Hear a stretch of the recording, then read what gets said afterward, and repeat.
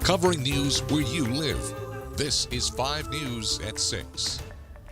Thanks for joining us. I'm Alexandra Burnley. Darren has the evening off. New tonight, school districts across the country are reporting bus driver shortages. While that's been a major issue in our area post-COVID, we're hearing from local school districts who say the situation is getting better. 5 News reporter Catherine Gilker is here now with the new information tonight. Catherine. Last year, some local districts saw such a shortage of bus drivers they were forced to cut routes, resulting in very long bus rides and delays in routes for some students. But this year, they are starting the school year strong. Fayetteville Public Schools say they are in good shape at just 3 drivers short. The district currently runs 51 daily routes and have 48 drivers. We have other members of the transportation team who have their CDL who are able to drive to jump in a pinch. But obviously we'd like to have them doing their other assigned jobs. And so we're always looking for new drivers and we're trying to recruit those so we could have, the ideal situation would be to have a surplus. Fayetteville Public Schools spokesperson Alan Wilburn says they didn't see any issues with bus routes Monday morning, aside from those typical on the first day of school.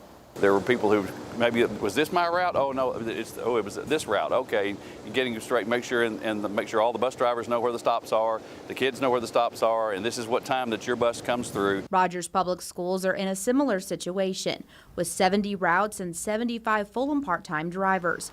Assistant Superintendent Charles Lee says Rogers could also use a few more. When school starts on Wednesday, we have routes covered right now, but it's a situation where, the labor shortage hit all of the schools across America, not just in Arkansas and not just Northwest Arkansas, but across the nation. And schools were scrambling to try and find drivers. Lee says they've been fortunate to not have to cancel any routes.